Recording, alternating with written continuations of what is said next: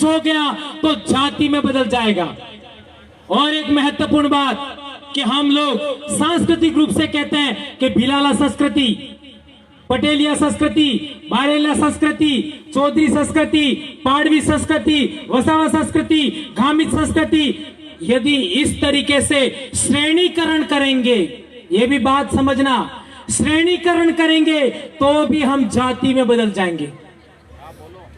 और supreme court का judgement है, सीबीएसई की किताबों में पढ़ाया जाता है कि जो समाज जाति और वर्ण से बाह्य है वो आदिवासी है। जो वर्ण व्यवस्था में नहीं आता, जो जाति व्यवस्था में नहीं आता, वो आदिवासी है।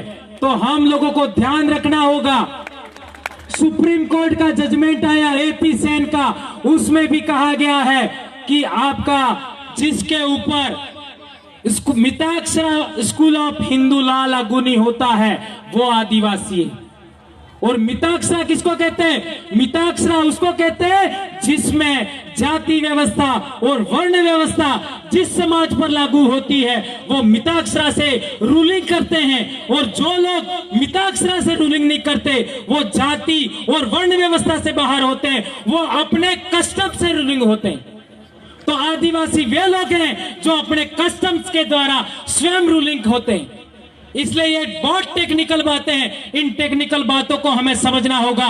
तो मैंने आपको बताया कि हमको अपनी पूजा पद्धति नहीं छोड़ना है, विवाह पद्धति नहीं छोड़ना है, हाट बाजार नहीं छोड़ना है। हम लोगों को हमारी संघर्ष क्षमता खत्म नहीं होनी चाहिए, आपका श्रम करने की क्षमता नहीं होनी चाहिए, खत्म नहीं होनी चाहिए।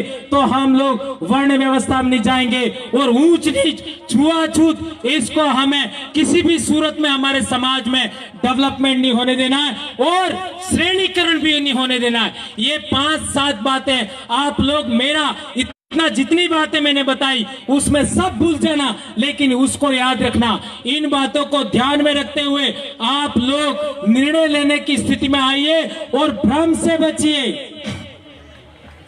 ये बात हम लोगों को समझना है। तो इतनी बात कह करके मैं अपनी बात समाप्त करता हूं। वनवासी नहीं आदिवासी है हम, वनवासी नहीं आदिवासी है हम, आदिवासी ही नहीं भारत देश के मूल मालिक हैं हम।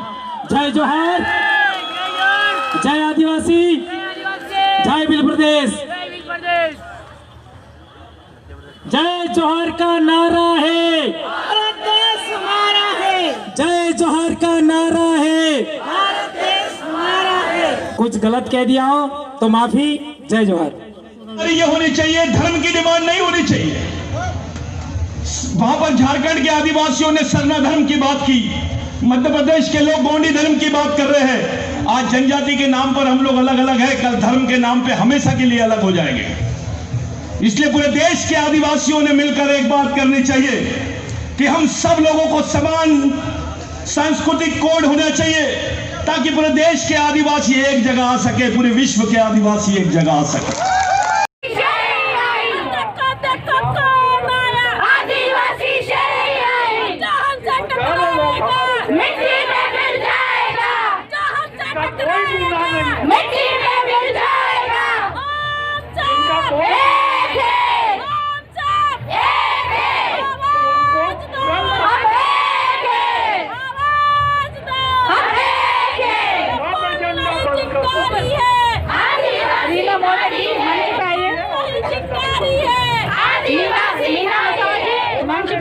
सेवन दीदी अब अगला हमारा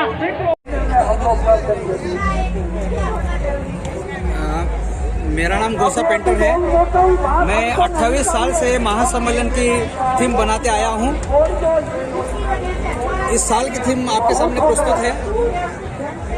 जिस आसमां के नीचे सदियों से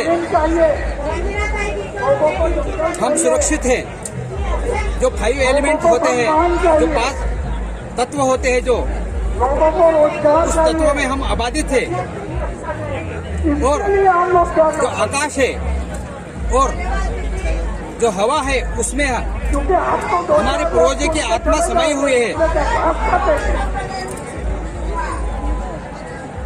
हम पहाड़ को, नदिया को हम बहन समझते हैं, पहाड़ को भाई समझते हैं, और जिस धरती को हम, जिस धरती के हम ये गीत गाते हैं, प्रतिज्ञा के गीत गाते हैं, उस जमीन को हम पूछते हैं, उस जमीन को हम माँ मानते हैं, भला उस माँ को हम बेच सकते हैं? हरगिज नहीं बेच सकते हम। तो हमारा जो यहाँ पर ये पेंटिंग बताई है, इस प्रकार का धरती का जो हमारी धरती माँ है, उसके प्रति ये सब बातें बताई गई हैं। हमारी जो निसर्ग है, प्रकृति है, प्रकृति और हमारा सदियों से गहरा रिश्ता रहा है। यदि प्रकृति को हमें कुछ हो जाए तो प्रकृति प्रलय ला सकते हैं, क्योंकि प्रकृति और हमारा सदियों से गहरा रिश्ता रहा है। ऐसी इस बात में बताई गई है। यहाँ पेंटिंग में बताया गया है जो हमारे आदिवासी जीवन शैली है, वो आत्मनिर्भरता का मिसाल है। यहाँ सब बातें बताई गई हैं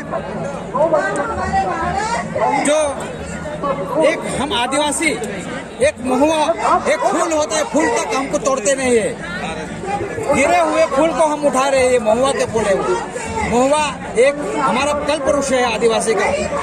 यहाँ आत्मनिर्भरता वाली बात आती है।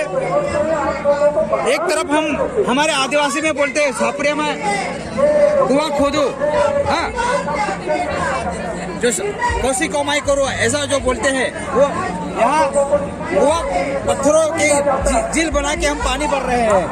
यहाँ एक उपले से हम उपला बना के हम ये सब बातें, हमारी ये आत्मनिर्भरता वाली बात आती है। यहाँ हमारा ये खुशहाल जीवन है, टोटल जीवन हमारा प्रकृति से खुशहाल जीवन जीते हैं, मगर यहाँ वो जीना हमें किसी को रास नहीं आ रहा है। और हमारे ये विकास के नाम पर हमारे को जमीन से बेदखल कर रहे हैं, विकास पर नाम पर, और हमारी जमीन छीन रहे हैं, और ये विस्थापन के पाले आ रहे हैं। यहाँ पर एक बड़ी सी घड़ी बताई गई है, घड़ी में हमारे पहाड़ भी खींचे जा रहे हैं, पहाड़ खींचे हुए बताए जा रहे हैं, इसमें जमीन खींची हुई यानी घड़ी का मतलब ये समय है, ऐसा बुरा समय चल रहा है।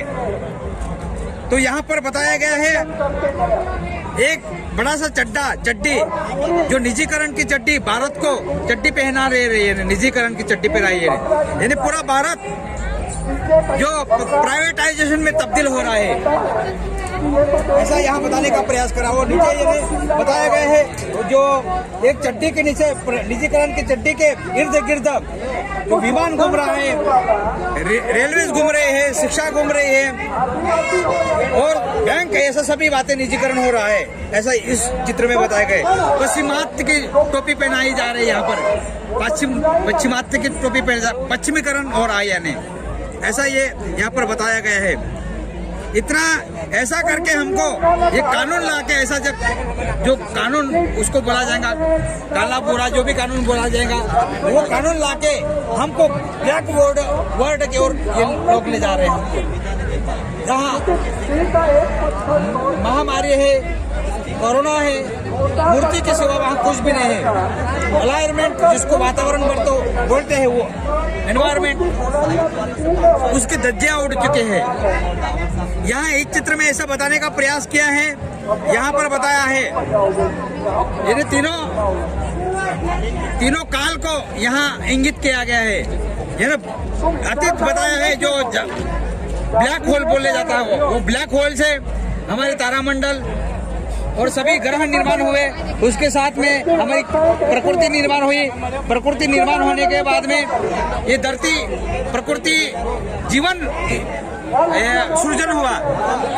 पर यहाँ ऐसी परिस्थिति करके, ऐसा कानून बना के करके हमको ब्लैक वर्ड के ले जाके ये जीवन विसर्जन हो रहा है। ऐसा ये पूरा चित्र का मीनिंग है इस साल का। उन्होंने वो भी कह दिया था कि अभी आप लोग मुझे जिंदा नहीं रोक पाओगे।